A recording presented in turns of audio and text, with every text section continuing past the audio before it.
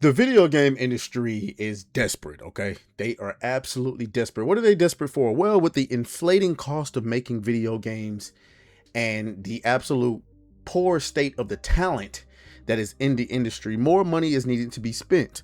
And therefore, developers want to charge you more for everything. They want to charge you more for the entry price. And after you've paid for the game, they want to charge you more to keep playing. That's why they implement battle passes. That's why they implement microtransactions.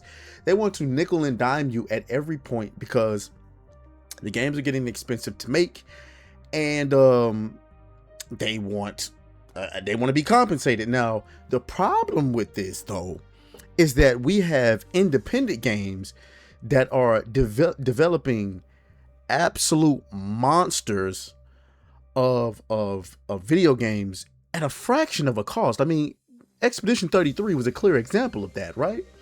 You also got games that maybe they're AAA in some sense. Like I don't see Pearl Abyss as AAA. I would call them AA if anything, but they deliver a AAA like title for the same price with way more to work with than what these other idiots are doing. And so gamers just don't see a reason to ever pay more than $70 for a video game. And thus brings GTA, right? GTA 6 should be coming out later this year, and it is one of the most highly anticipated video games. It's probably the most highly anticipated game of all time. I probably would have said that Cyberpunk would have came in second place, with Elden Ring probably taking third place there. But with GTA releasing later this year, there's much ado about whether or not the game should be $80 or more. Now, I remember last year there was a very high speculation that GTA was going to cost $100, and the industry was excited about that because they believed if Rockstar could charge $100 for GTA and people still buy it, then that would give them the go ahead to start charging somewhere around that range too. We're talking $80, $90, $100, right? Well, it had already came out last year that GTA, an anonymous source, or somebody's source or whatever the case, said they wasn't going to be charging $100 for it. And so now the industry is holding its breath, hoping and praying that GTA is going to charge at the very least $80. And you wouldn't have guessed who this would have come from, right? You thinking maybe this would come from a journalist? No. Maybe this would come from the developers? No.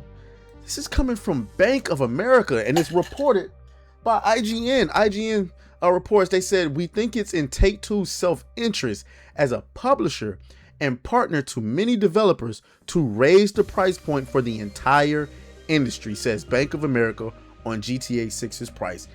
And boy, y'all are in for a rude awakening.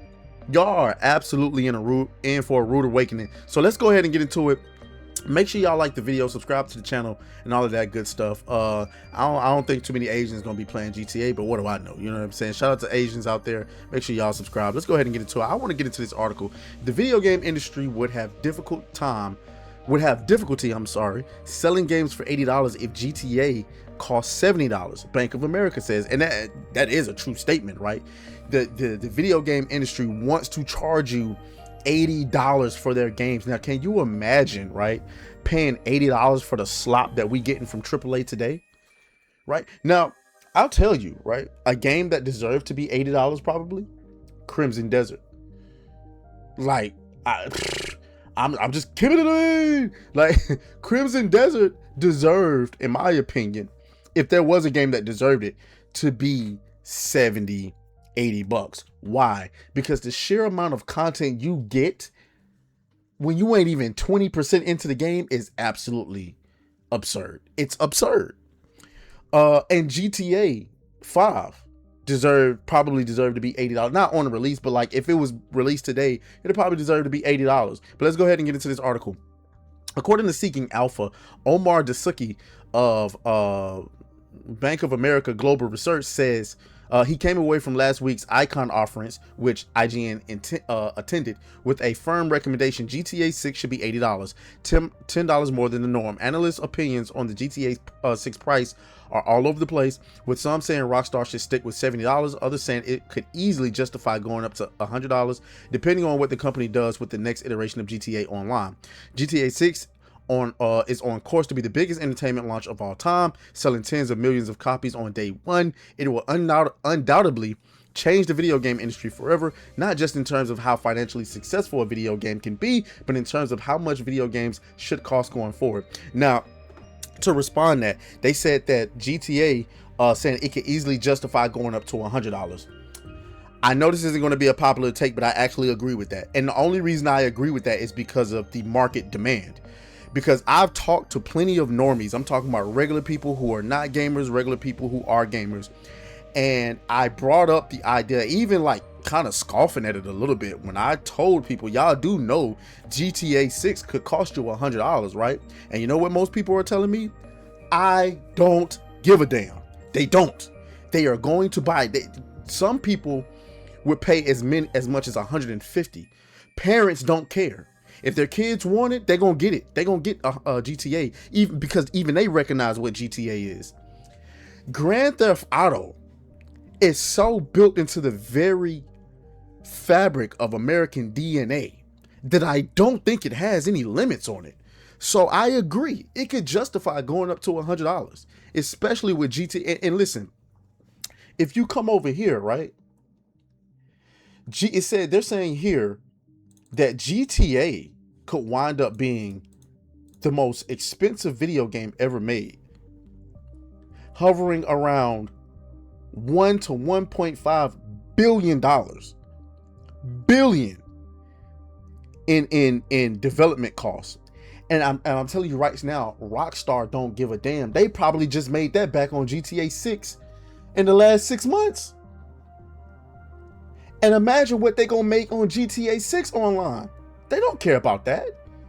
So, I mean, hey, let's keep going though. It says, and it was the latter point that Dasuki touched on in his comment, saying that if GTA 6 were to cost $70, video game companies would no longer be able to get away with charging more than that for their games. That would put pressure on the likes of Nintendo, for example, which charges $80 for Mario Kart World. We also heard from attendees that that the industry, which is perceived as struggling, would have difficulty selling games for $80 if GTA 6 came out at $70. We think it's in Take-Two's self-interest as a publisher and partner to many developers to raise the price point for the entire industry. So they're trying to put pressure on Rockstar to charge $80 for their game. Now, to me, that's insane. Half of me wants to say Rockstar should take a fucking chair and hit everybody on the back and say only $70. Why? Because you can afford to do that, right? Because you're not worried about the sales on impact anyway. You know, when GTA Online drops, that's when the billions come in my opinion. If I was the CEO of Rockstar, I don't give a damn what the rest of y'all are talking about. It is not my job to look after y'all. So I'll be damned if y'all gonna use Bank of America to pressure me into raising the price of my game. No, we want, and plus, if you're GTA, especially since you're not releasing on PC right away, you want as many people playing this game as possible. Why? Because you want as many people into GTA Online as possible. And so when you do that, you don't want to increase the price point, right? No. Because we're not really worried about the price you pay to get into it. What we worried about is the amount of money you gonna spend when you're into it. So in my opinion, damn that. But at the same time, if Rockstar decided, you know what, we have such a unique experience with GTA, we are going to charge $80, $90, $100 for this. You can't really be mad at it, judging by the amount of people that's going to buy it anyway and the amount of content that they're going to get out of this game. I mean, GTA 5 came out, Jesus, GTA 5 came out when I was like, what, 21, 22? Jesus Christ, man. It's been 11 years and they've been making billions, right?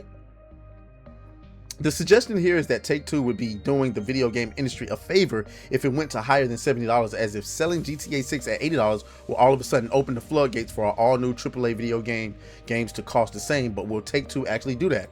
I'm not sure. I'm not sure if they'll actually do that, but I think I got to give the journalists here some credit, because if you seriously think that just because GTA could get away with charging $80, $90, $100 for their game, that you can get away with that, you're out of your fucking mind. But we're going to get to it. As reported by IGN, Take-Two CEO Strauss has told the audience at Icon, consumers pay for the value that you bring to them, and our job is to charge way, way, way less of the value delivery.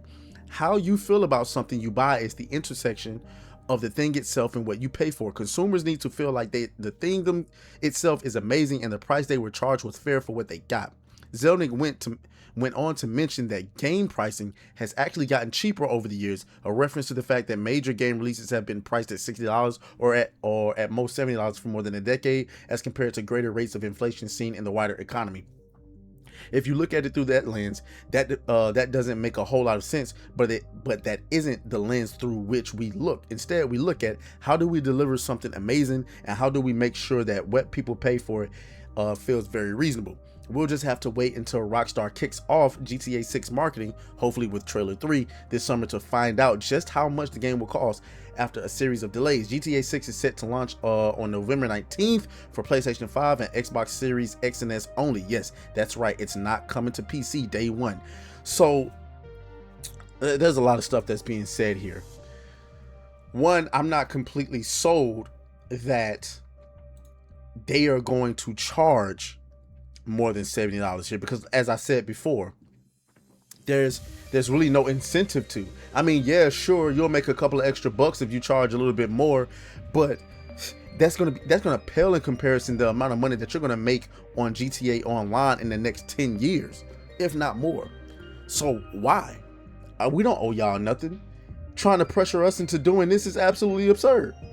And so that's why, in my opinion, they should tell them to go fuck themselves. And as far as the rest of the developers, man, listen, Ubisoft, you can't even sneeze at more than $70. Go kill yourself. You know what I'm saying? Activision Blizzard, get out of here. All of these AAA developers that think they can charge $80 for your game, you're in for a rude awakening. Just imagine paying $80 for Star Wars Outlaws. Are you out of your mind? So, hey, y'all can find out the hard way. And also keep this in mind. Remember the trend. People are playing older games. They're playing older games. People are playing their backlog. And not only are people playing their backlog, but people are also playing indie games more than ever now.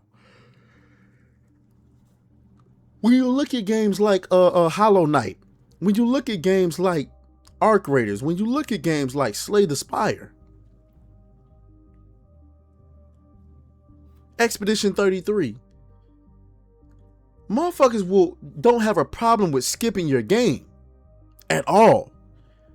Ask Marathon, ask Sorrows right now. We'll get into that later. I don't know. So y'all let me know what y'all think down in the comments. As always, may the grift be with you. I'll talk to y'all later. Oh, fuck you, fuck you, fuck you, fuck you.